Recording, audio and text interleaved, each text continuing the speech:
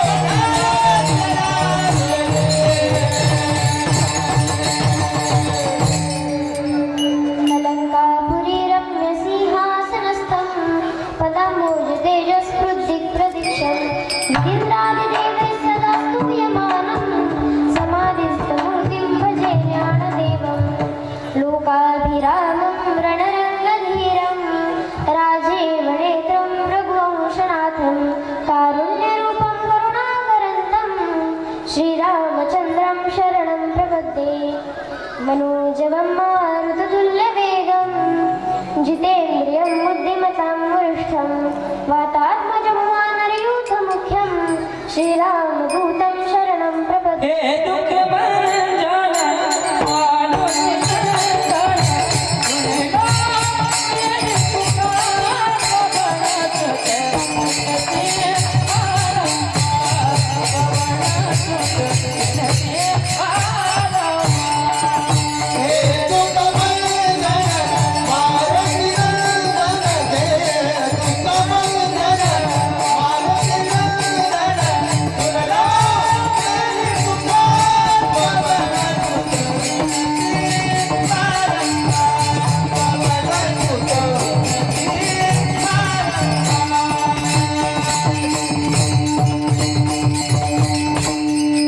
वक्रतुंड महाकाय सूर्यकोटि समप्रभ निर्विघ्नं कुरु मे देव सर्वकार्येषु सर्वदा नमो सद्गुरु तुकया ज्ञानदीपा नमो सद्गुरु सच्चिदानन्दरूपा नमो सद्गुरु भक्तकल्याणमूर्ती नमो सद्गुरु भास्करा पूर्णकीर्ती विठ्ठल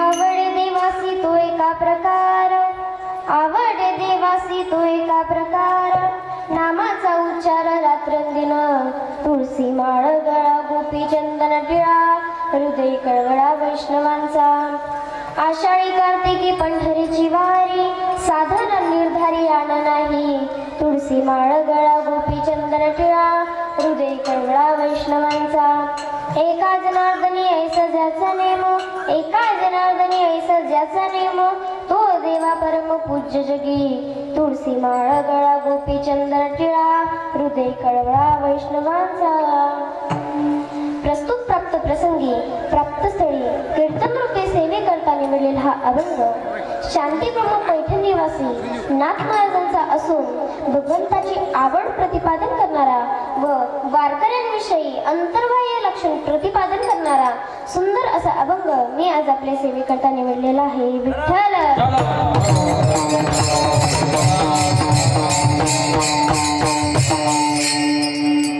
अभंगाच्या भावार्थकडे वळण्यापूर्वी अल्पसा परिहार द्यायचा तो असा म्हणजे भगवान श्री पांडुरंगाच्या कृपेने माऊली ज्ञानोबारायांच्या कृपेने व भगवान मुसाजी राम यांच्या आशीर्वादाने चालत असलेला हा अखंड हरिनाम सप्ताह सप्त्यातील तुम्ही सर्व मायबापाच्या व ग्रामस्थाच्या वतीने आलेली माझ्याकडे ही 6व्या दिवसाची कीर्तन रूपी सेवा मला मिळाली हे मी माझं भाग्यच समजते. कारण महाराष्ट्रात आम्हाला कीर्तनाला बोलवतात त्याचं मला काही वाटत नाही. परंतु आज तुम्ही माझं कीर्तन ऐकलेलं नसताना मला कीर्तन येतं की नाही हेही तुम्हाला माहीत नसताना तुम्ही एवढा मोठा धाडस करून माझं कीर्तन ठेवलं त्याचा मला अभिमान आहे. असं मी का बोलतो माहीत आहे का? कारण जेव्हा मला आणि आम्हाला आळंदीला पाठवत असताना घरच्या लोकांनी विचार केला आणि सांगितलं की एवढ्याला मुलगी टाकू नका कारण समाज चांगला नाही. परंतु माझ्या आई वडिलांनी काळजावरती दगड ठेवून व माऊलींवरती विश्वास ठेवून आळंदी येथे पाठवले म्हणून त्यांच्या आशीर्वादाने आज मी इथे उभे आहे. म्हणून त्यांना मी धन्यवाद देते व तुम्ही सर्व ग्रामस्थ मंडळींनी मला ही सेवा प्राप्त करून दिली तुम्हालाही मी धन्यवाद देते. व माझ्या कीर्तनाला गावातील व परिसरातील विनेकरी टाळकरी पकवाजवादक व तुम्ही सर्व श्रोते मंडळी या ठिकाणी आले तुमचे मी मनापासून आभार मानते. व विशेष म्हणजे ज्यांनी अवघ्या थोड्याच दिवसात माझ्याकडून कीर्तनाची गायनाची तयारी करून घेतली ते म्हणजे माझे गुरुवर्य शरद महाराज जाधव व माझ्या प्रथम गुरुवर्य माझ्या गीतामाई आणि आपले आदरणीय गौरव महाराज पाचघरे यांना द्यावे तितके धन्यवाद थोडेच आहे. एका ठिकाणी तुकाराम महाराज म्हणतात काय द्यावे त्यासी भावे उतराई ठेवी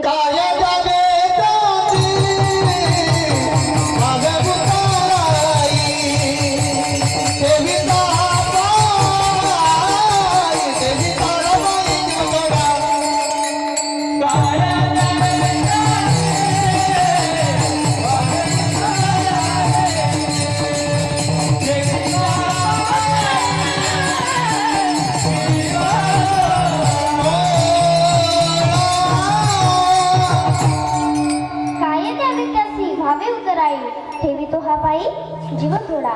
त्यांच्या उपकारातून उतराई होण्यासाठी आम्ही त्यांच्या चरणावरती जीव जरी ठेवला तरी तो कमीच आहे. कारण एवढं तुमच्यासमोर 2 तास चिंतन करण्याचा माझा अधिकार नसून हे सर्व गुरुवर्यांच्या कृपेने होते. विठ्ठल.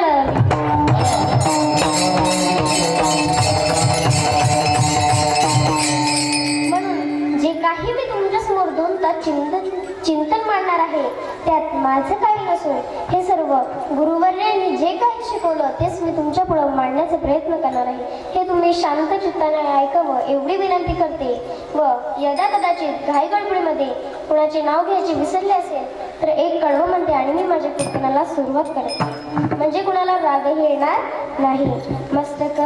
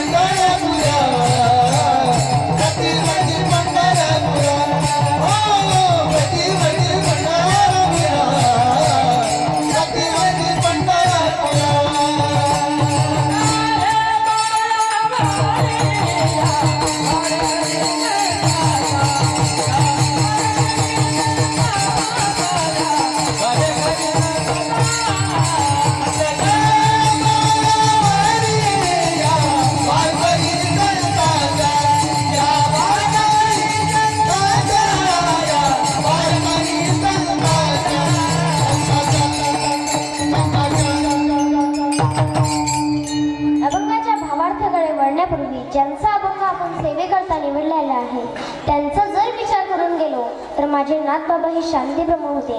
त्यांच्याकडे काम क्रोध अजिबात नव्हते. वृक्षाचे पाने हाली ज्याची सत्ता राहिली अनंता मोठे ऐसा तो समर्थ ब्रह्मांडाचा देणगी देखवी एकवी एक नारायण असा असणारा माझा भगवान परमात्मा. पण त्याने सुद्धा नाथांच्या घरी 36 वर्ष चाकरी केली. आता तुम्ही म्हणाल की काय काय केलं तर 12 वर्ष चंदन घासली, 12 वर्ष धुणं धुतली आणि उरलेले 12 वर्ष कावडीने पाणी भरले. कावडीने पाणी जागी चक्र पाणी वाजे, चक्र पाणी वाजे अनंत भक्ती भावे निरावंतीच्याच पाये, अनंत भक्ती भावे निरावंतीच्याच पाये.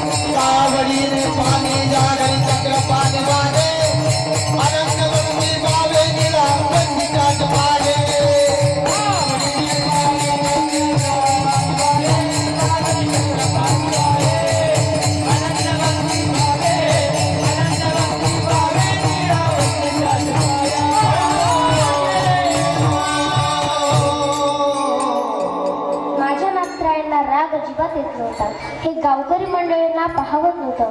मग गावकरी मंडळींनी ठरवलं की नाथरायांना राग आणूनच दाखवायचा.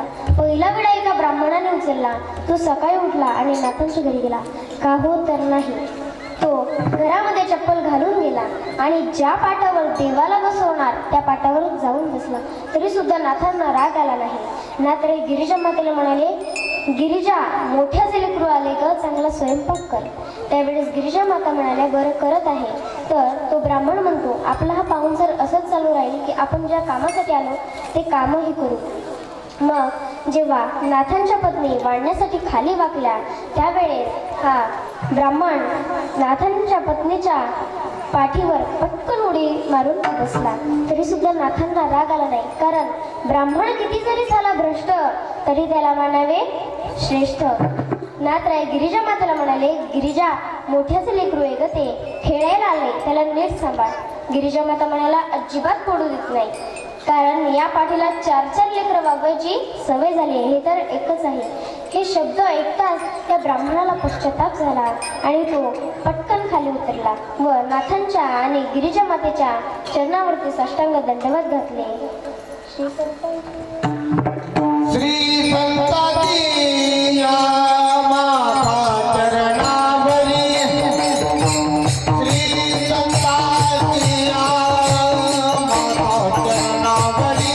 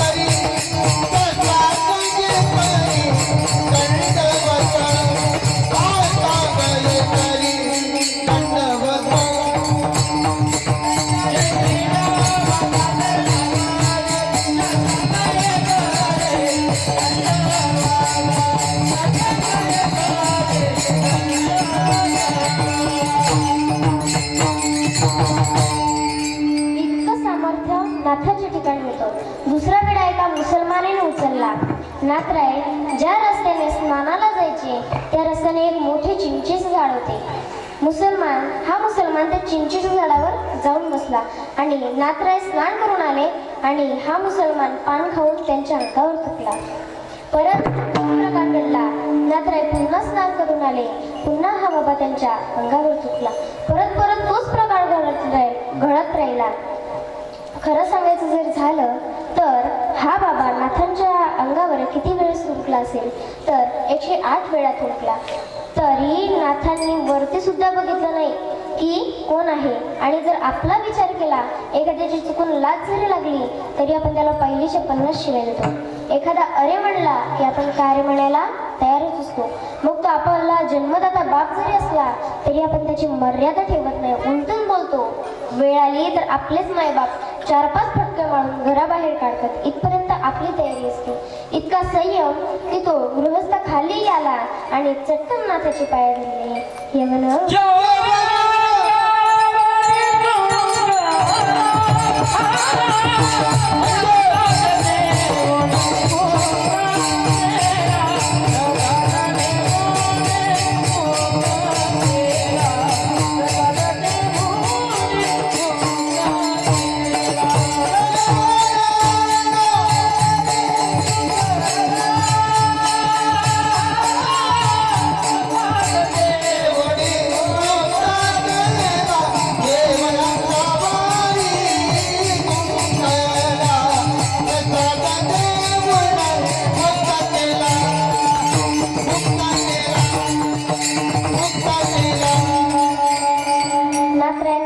शांती ब्रह्म ही पदवी सहज नाही मिळाली, तर त्यांना शांतता अतिशय प्रिय होती. आणि तुकोबरायांना जगद्गुरु पदवी सहज नाही मिळाली तर त्यांना दुःख, यातना, अपमान सहन करावे लागले. एकदा काय झालं, नारद महर्षी भगवंताला शोधत शोधत गोकुळात गेले, तेथेही देव नव्हते. नंतर वृंदावनात गेले, तेथेही देव नव्हते, देव त्यांना कुठेच सापडेना. नंतर द्वारकेला गेले, तेथेही देव नव्हते. मग देव एका ठिकाणी प्रकट झाले. तेव्हा नारद महर्षी म्हणाले, देवा कुठे होता तुम्ही? जेव्हा आम्हाला तुमची गरज लागते तेव्हा कुठे शोधावं? तेव्हा भगवंत सांगतात, कोठे नका शोधू हरिकथा, तेणे बहुचिंता सापडेल. किंवा माझे भक्त गाती जेथे, नारद मी उभा देते. म्हणून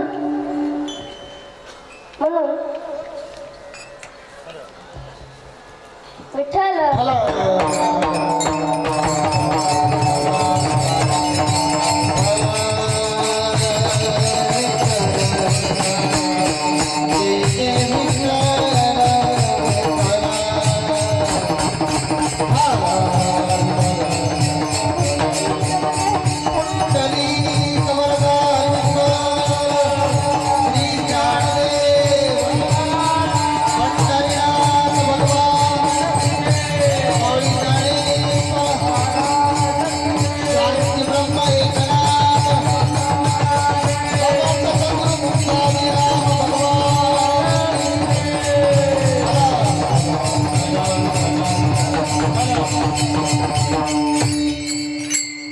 भगवंत म्हणतात, जेथे माझं भजन कीर्तन करतात तेथे माझं वास्तव्य असतं. जेथे माझं गुणगान गातात तेथे मी उभा असतो. म्हणून सतत माझंच कीर्तन करा, भजन करा, तेच मला आवडतं. मग एक साधक नाथरायांकडे आला आणि विचारू लागला की तुम्ही ज्या देवाची भक्ती करता ती कशी करायची, ते शांतीप्रभू पैठणी असे नाथ महाराज अभंगाच्या प्रथम चरणामध्ये